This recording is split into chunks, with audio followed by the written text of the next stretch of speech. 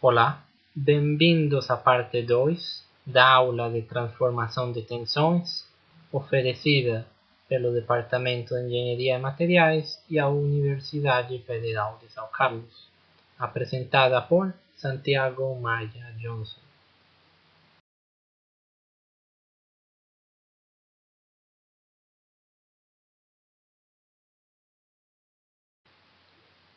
No vídeo anterior, calculamos uma equação que permitia encontrar a tensão normal e outra para a tensão de cisalhamento, conforme avaliávamos o estado plano de tensões inclinado um ângulo.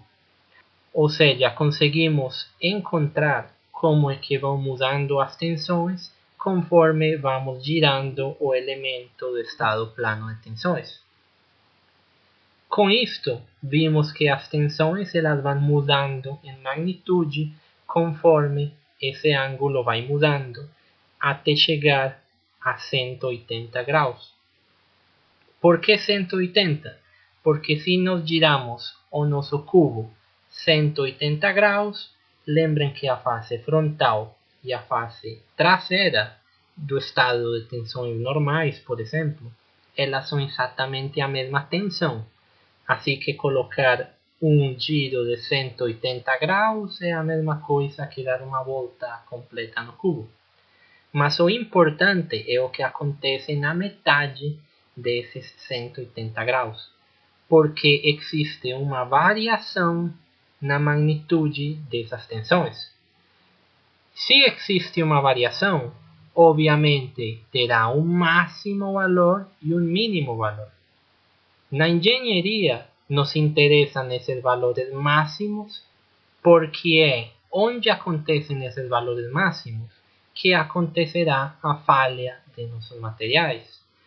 Mesmo que estejamos aplicando cargas longitudinais, a compressão, por exemplo, e calculássemos o estado plano de tensões, a compressão, a tensão ao longo do eixo longitudinal, ela pode não ser a tensão máxima, e sim que aquela tensão máxima esteja orientada a um ângulo diferente da linha horizontal. E se a tensão máxima acontece naquele ângulo, a falha do material acontecerá naquele ângulo onde a tensão for máxima. Como sabemos que essa equação de tensão muda com respeito ao ângulo? Como fazemos para encontrar o valor máximo e mínimo dela? Pois na engenharia, para encontrar os valores máximos e mínimos, nós usamos a derivada. Assim que se derivamos essa equação com respeito ao ângulo θ, encontraremos o ângulo θ que faz que ela seja máxima ou mínima. Para isto, derivaremos a equação e igualaremos ela a zero, porque quando a derivada dela for zero, já sabemos que existe um ponto máximo ou mínimo, e com isso encontraremos o ângulo que faz que essa tensão seja máxima ou mínima. Substituindo esse ângulo na equação original, poderíamos encontrar o valor máximo, por exemplo. Em vídeos anteriores já tínhamos mostrado muitas vezes estas imagens. Elas são corpos de prova de elementos sometidos a diferentes tipos de carga. Algumas cargas a compressão, outras a flexão, outras a torção. Alguns deles são material dúctil, outros deles são frágil. Quando entremos na parte de critérios de resistência a materiais ou teoria de falha, falaremos mais em detalhes sobre isto. Mas agora vocês poderão assumir ou entender por que mesmo as forças que estavam sendo aplicadas em um eixo faziam com que o material falhasse a um certo tipo de ângulo. Obviamente, o ângulo no qual eles estão falhando é o ângulo onde a tensão é máxima. Observe que essas falhas elas podem acontecer a 45 graus ou a outras coisas dependendo do estado plano de tensões. Obviamente, para cada tipo de carga aplicada, esse ângulo vai mudar. Acá temos cargas únicas sendo aplicadas, unicamente torção pura ou unicamente compressão pura. Na vida real, nós temos muitos tipos de cargas sendo aplicados ao mesmo tempo. Lembrem que as cargas são combinadas. O estado plano é um pouco mais complexo. Para encontrar essa tensão máxima normal, que chamaremos a tensão principal no plano, como falamos, precisamos derivar a equação de tensão e igualar a derivada a zero para encontrar os máximos e os mínimos. Fazendo isto, teríamos uma equação deste estilo que podemos resolver e deixar ela como uma função de tangente ou uma função trigonométrica. Lembrem que estas funções vão mudando o valor das tensões conforme muda o ângulo, ou seja que o ângulo é o responsável do valor máximo ou mínimo. Acá deixaremos expressado em função de tangente, porque é uma maneira gráfica mais fácil de observar usando a ajuda desta função trigonométrica. Esse ângulo que faz com que a tensão principal ou tensão normal seja máxima, chamaremos θp. Lembrem que encontrando este ângulo e substituindo ele na nossa primeira equação, encontraríamos os valores das tensões normais máximas. Mas, se observamos a função trigonométrica tangente, vemos que elas são funções periódicas e que ela se repete a cada π, ou 180 graus. Se ela se repete, quer dizer que existem dois ângulos que nos podem gerar o mesmo valor. Ou seja, existem dois valores que fazem com que a nossa derivada seja zero. Já sabíamos isto, porque um será o valor máximo e outro será o valor mínimo. Não sabemos qual desses ângulos será, mas sabemos que existem dois. O primeiro chamaremos θp1 e o segundo chamaremos θp2. Uma coisa interessante é que eles estão separados 180 graus, mas 180 graus dentro da função tangente. Observe que dentro da função tangente nós trabalhamos com duas vezes o ângulo de orientação. Isto quer dizer que 2 vezes θp1 está separado 180 graus de 2 vezes θp2. Dividindo por 2, obviamente, veremos que os ângulos θp1 e θp2 estão separados 90 graus. Como o estado de tensões é um cubo, isto já nos pode mostrar que quando uma dessas tensões normais na face do cubo é máxima, a outra será mínima, porque as faces do cubo estão separadas 90 graus. Isto nós podemos observar usando a função trigonométrica de tangente.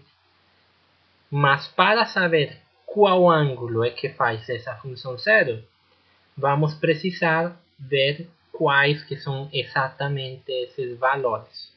Para isto, usaremos ou veremos essa função tangente de outra maneira.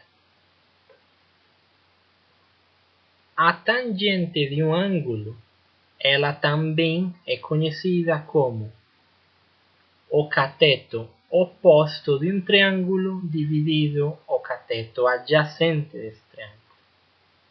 Essa tangente de 2 vezes θp, ela foi calculada como a tensão de cisalhamento τ dividido sigma x menos sigma y sobre 2. Ou seja, A tangente desse ângulo é calculada usando o valor das tensões do estado plano original, que é o que calculamos normalmente. Assim que podemos graficar dois eixos, um com respeito à tensão sigma e outro com respeito à tensão tau, e colocar tau como eixo vertical e sigma como eixo horizontal. Colocando os valores dessas tensões, nós poderíamos encontrar a tangente desse ângulo θp. Observe que usando o valor de menos tau e menos sigma x menos sigma y sobre 2, ou seja, indo no lado oposto, nós encontraríamos também o valor de tangente do ângulo 2θp, porque eles são dois valores os que podem fazer que a derivada seja zero. Neste caso, tanto quando os dois são positivos como quando os dois são negativos, o valor dessa tangente será exatamente o mesmo. Mas só nos vamos a focar na primeira parte, onde os dois são positivos. Se esse for um triângulo, nós poderíamos calcular a hipotenusa desse triângulo como a raiz quadrada do quadrado dos catetos. Essa será a hipotenusa. Essa hipotenusa nós chamaremos com a letra R. A letra R é uma quantidade positiva e ela tem unidades de tensão. Uma coisa interessante é que vocês podem observar que essa R ela pode ser tomada como se fosse o rádio de um círculo. Isto depois usaremos quando veamos a teoria de círculo de Mohr. E por isso que esse valor é conhecido como a letra R, como se fosse um rádio. Cada um dos pontos dessa circunferência corresponde a uma orientação do estado plano de tensões. Mas as únicas duas orientações que nos interessam são as que fazem que a tensão normal seja máxima ou mínima. Já sabemos que essas orientações acontecem quando a tangente de 2 vezes o ângulo é igual a tau sobre sigma x menos sigma y sobre 2. Assim que só esses ângulos serão os de nosso interesse e analisaremos eles. Usando aquele triângulo que construímos, nós podemos expressar esse ângulo θp em função de seno e de cosseno. O seno de 2 vezes θp será igual a tau dividido r. E o cosseno será igual a sigma x menos sigma y sobre 2 dividido r. Nós estamos fazendo isto para encontrar o ângulo que faz máximo ou mínimo, mas também queremos representar esse ângulo de uma maneira mais fácil, onde possa ser substituído dentro de nossa primeira equação.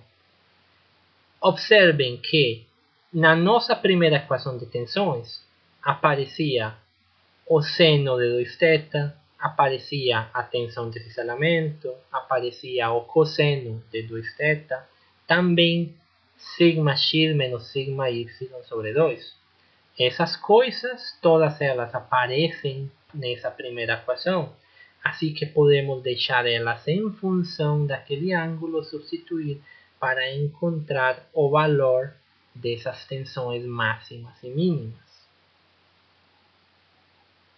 Como estamos analisando esta primeira parte da direita, nós chamaremos essa a parte da tensão principal θp1.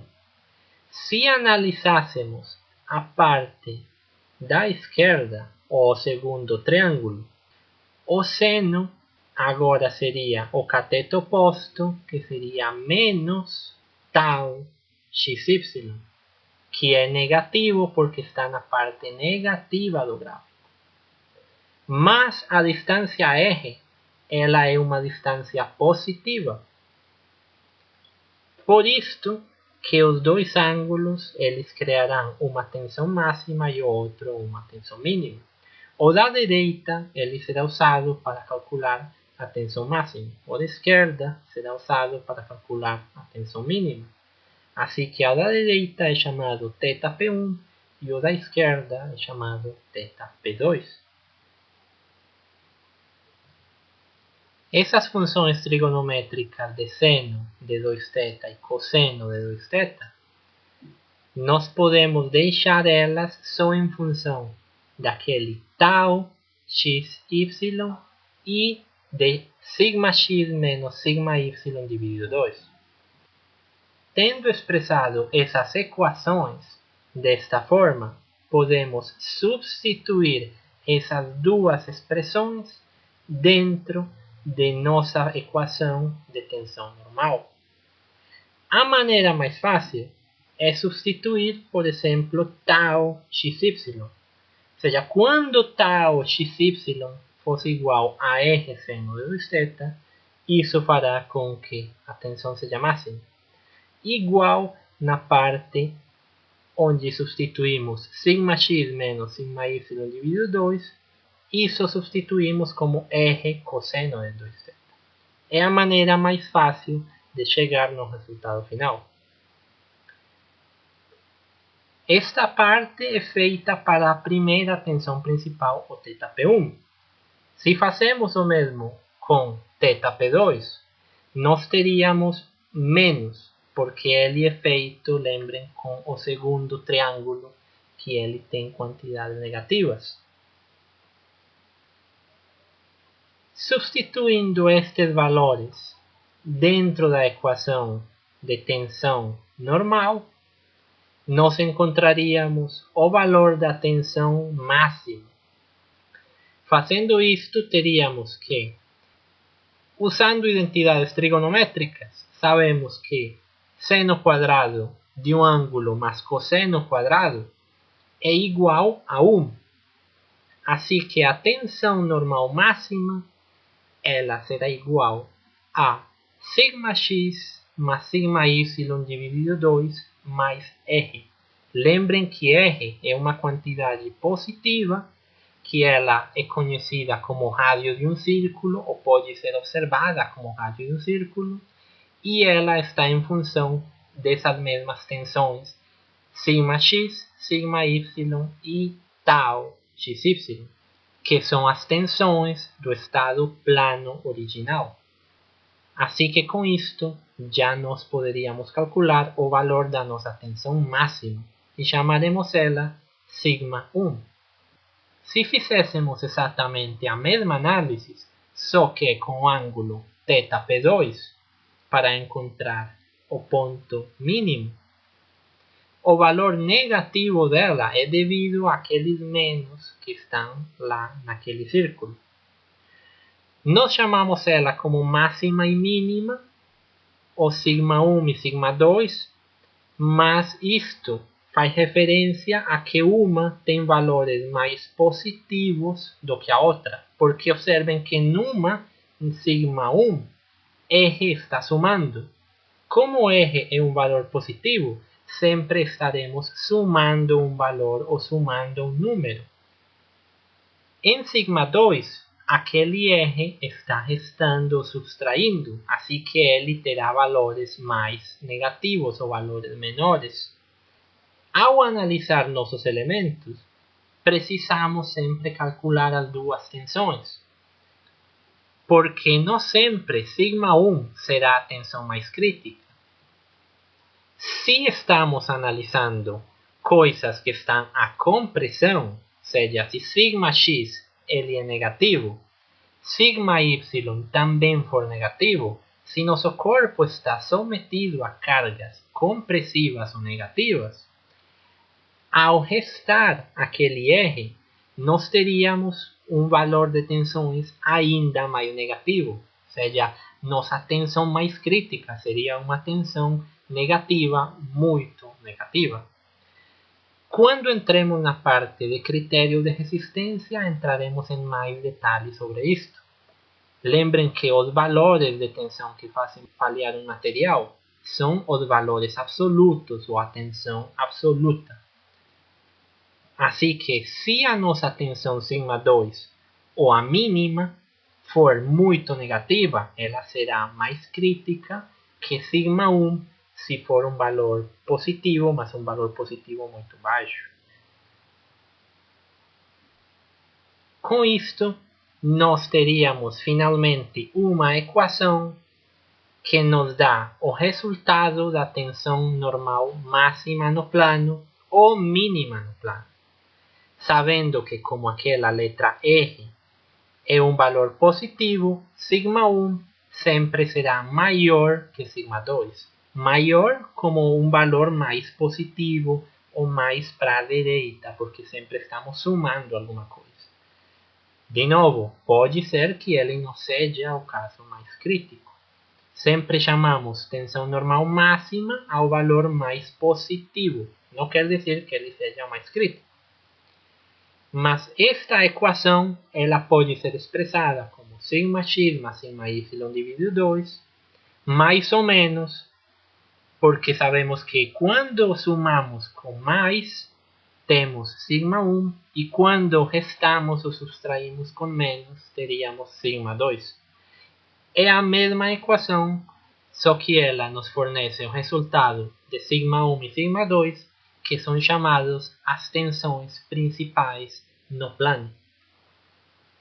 Uma coisa curiosa que fica de tarefa para vocês fazerem é substituir esses valores que fazem as tensões máximas e mínimas e substituam eles na equação de tensão de cisalhamento tau.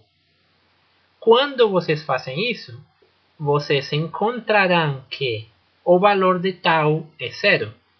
Ou seja, o ângulo que cria a máxima tensão normal ou mínima tensão normal, quando chegamos naquele ângulo, não existem tensões de cisalhamento ou as tensões de cisalhamento são nulas nesse plano. Não tem nenhuma tensão de cisalhamento. Assim que quando temos tensões normais máximas, as tensões de cisalhamento são zero. Isto aqui é o resumo da parte de tensão principal normal no plano. Nós partimos de um estado plano de tensões, onde temos tensões σx, σy e tensões cortantes, o cisalhamento tau. E nós podemos encontrar usando essa equação da parte de cima, que se vocês observam, σx mais σy dividido 2 é a mesma coisa que uma tensão média ou uma tensão promédio entre as duas, mais ou menos R, que seria o rádio daquele círculo, que depois veremos, que é expressado por essa raiz quadrada. Quando fazemos mais, calculamos σ1. Quando usamos menos, calculamos σ2. E sabemos que σ1 e σ2 eles estão separados 90 graus, porque cada um atua numa face diferente do cubo. Se σ1 é máximo, quer dizer que σ2 será mínimo. Isto é um resumo da parte de tensão normal principal no plano. Igual que fizemos para encontrar a máxima tensão normal, para calcular a máxima tensão de cisalhamento no plano, precisamos derivar a equação de tensão de cisalhamento com respeito ao ângulo θ e igualar a zero para encontrar quando que é máxima e quando que é mínima. Essas equações, todas elas variam em função do ângulo, assim que derivamos com respeito ao ângulo. Usando o mesmo análise, ao igualar ela a zero e resolver ela em função da tangente, teríamos que a máxima tensão de cisalhamento acontece quando a tangente de 2 vezes θ é igual a menos sigma x menos sigma y sobre 2 dividido tau xy. Esses ângulos de máxima tensão de cisalhamento chamaremos tau S. Os primeiros dois ângulos, onde calculamos as tensões principais no plano, ou as máximas tensões normais, nós chamamos como θp, indicando que aquele P é relacionado à tensão principal ou normal. Estes ângulos de cisalhamento chamaremos com a letra S para diferenciar daqueles ângulos de tensões normais. Assim que estes de tensão de cisalhamento serão chamados como θS1 e θS2. Ao comparar esses ângulos θS, que fazem com que a tensão de cisalhamento seja máxima, com a tangente dos ângulos principais, é possível notar que essa tangente é o recíproco negativo da outra. É como se fosse menos 1 dividido aquele resultado. Observem que a parte superior e inferior das duas tangentes estão colocadas em posições inversas, ou seja, são o recíproco. Essa propriedade da tangente é uma coisa que se observa quando dois ângulos eles estão separados em 90 graus. Observemos aqui no gráfico de tangente que se, por exemplo, tangente de um ângulo ou tangente de 2θs fosse igual a menos 2, se o resultado fosse menos 2 para esse ângulo, quando somamos 90 graus para esse ângulo, o resultado dessa nova tangente seria 1/2, porque 1/2 é o recíproco inverso de menos 2. Assim que existe uma diferença de 90 graus entre 2 vezes o ângulo da tensão máxima de cisalhamento e 2 vezes o ângulo das tensões principais. Essa separação de 90 graus dividido por 2 quer dizer que os dois ângulos estão, na verdade, separados a 45 graus. Lembrem que dentro da tangente sempre trabalhamos multiplicando por 2 aquele ângulo. Esta coisa que observamos é importante porque, conhecendo o ângulo em que acontece a tensão máxima principal, não necessitaríamos calcular o ângulo da tensão máxima de cisalhamento, porque se já sabemos que eles estão separados em 45 graus, só precisaríamos somar aqueles 45 graus. Já saberíamos onde, pelo menos, a orientação na qual acontece a tensão máxima de cisalhamento se conhecemos a máxima tensão normal ou a tensão principal. A mesma coisa pode ser feita no sentido oposto. Se calculamos o ângulo de tensão de cisalhamento, somando 45 ou restando 45, poderíamos chegar no outro ângulo. Isto quer dizer que não precisamos calcular todos os ângulos usando estas equações de tangente. Só precisamos calcular um e os outros fazemos simplesmente por sumas algebraicas. Do gráfico anterior ou da análise anterior de tangente, sabemos que as tensões principais θp1 e θp2 estão separadas em 90 graus. E agora sabemos que a tensão de cisalhamento está a 45 graus.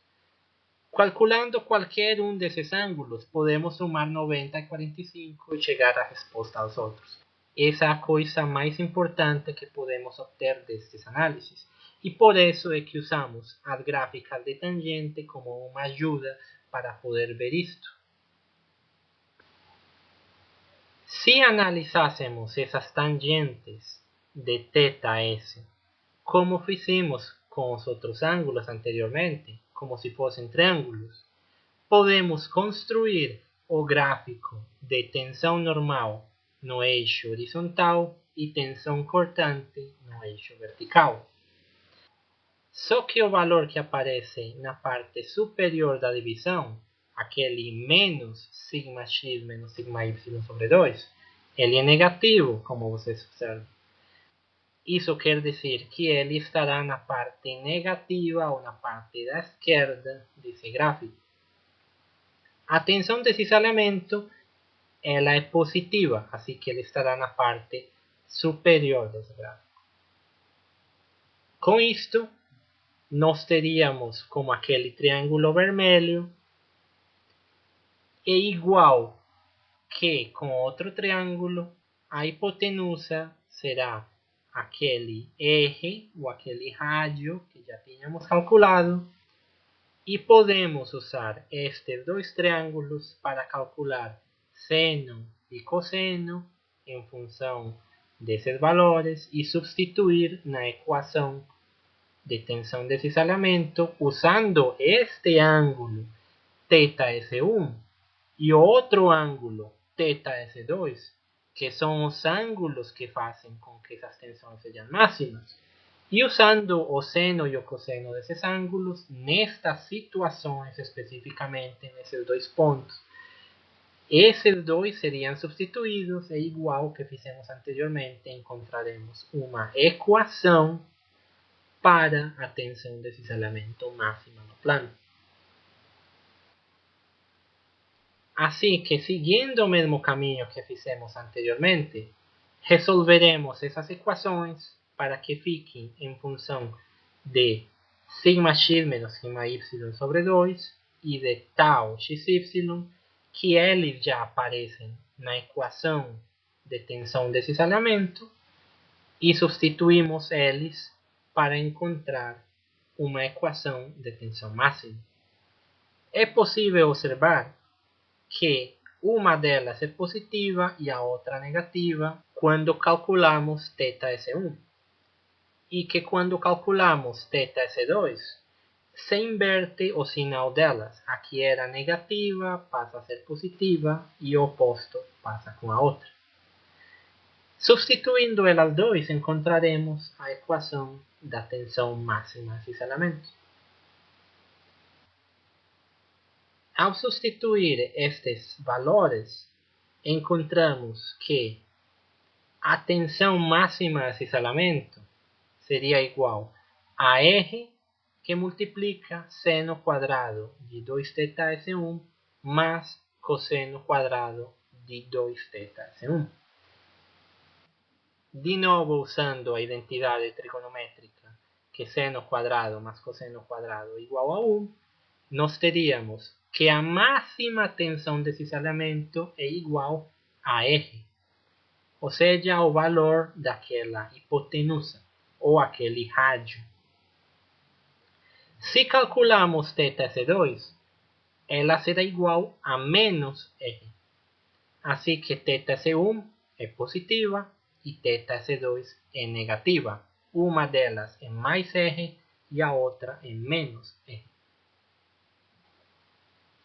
Com isto, teríamos encontrado a equação que nos permite calcular a máxima tensão de cisalhamento no plano para qualquer ponto de análise. Observe que essa máxima tensão de cisalhamento, aunque tem duas, θS1 e θS2, em magnitude elas são iguais. A diferença é que uma é positiva e a outra é negativa.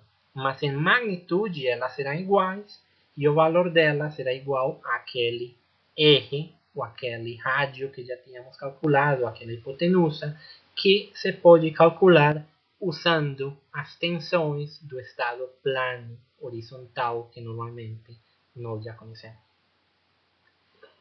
Interessante ver que as duas têm o mesmo valor, coisa que não acontece com as tensões principais, porque não é obrigatório que as tensões θ1 e θ2, ou a tensão máxima e a tensão mínima, tenham o mesmo valor, uma positiva e outra negativa. Não é obrigatório. Elas dois podem ser negativas ou uma ser positiva e outra negativa. Não existe uma regra. A única coisa é que uma delas é maior do que a outra porque está se somando e restando o valor de R, que no caso seria o valor desta máxima tensão cortante.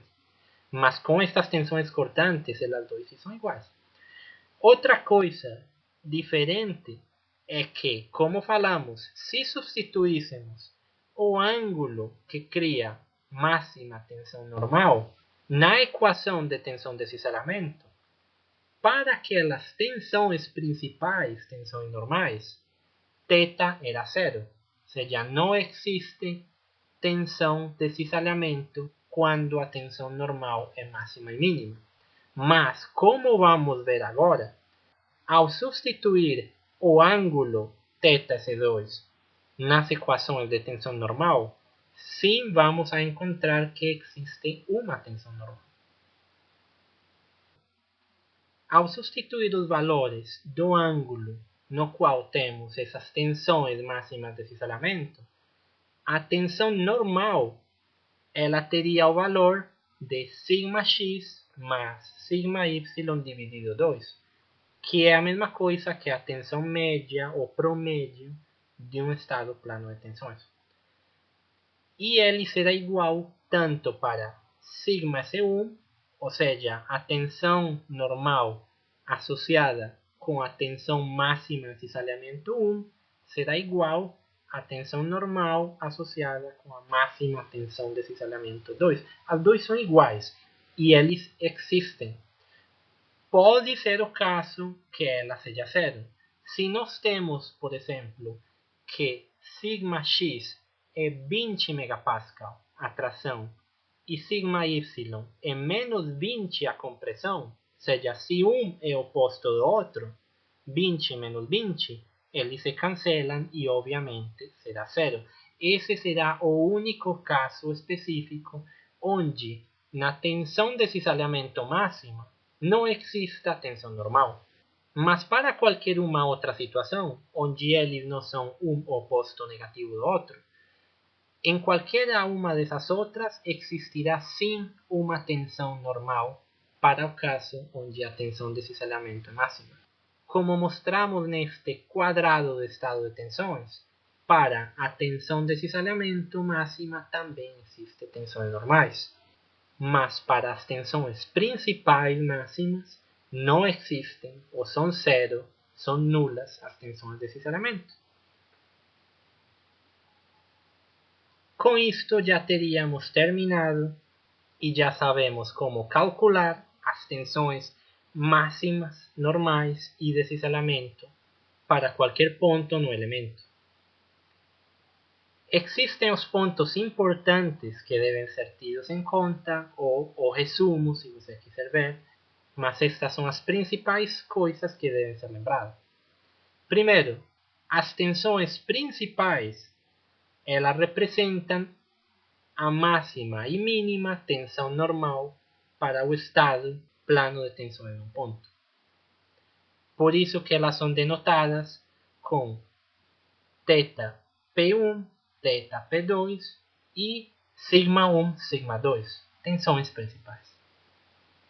A segunda coisa é que quando o estado de tensões representa as tensões principais, não existe nenhuma tensão de cisalhamento. Quando estamos com σ1 e σ2, tal é zero, tal é nulo. A terceira coisa é que as tensões de cisalhamento máximas, elas sim têm associada uma tensão normal. E é uma tensão normal média, ou promédio. Ou seja, você suma σx mais σy e divide por 2. E essa é a tensão normal média associada às tensões máximas de cisalhamento. Por último, deve ser lembrada aquelas relações entre os ângulos das tensões máximas. Entre a máxima tensão de cisalhamento e as máximas tensões normais ou as tensões principais, existe uma diferença de 45 graus no elemento. E óbvio, entre as duas tensões máximas normais, ou as duas tensões principais, existe 90 graus. Essas coisas devem ser lembradas porque ajudarão muito a entender como é que está mudando, como é que se orientam essas tensões máximas e ver em que orientação é que ficarão os pontos mais críticos.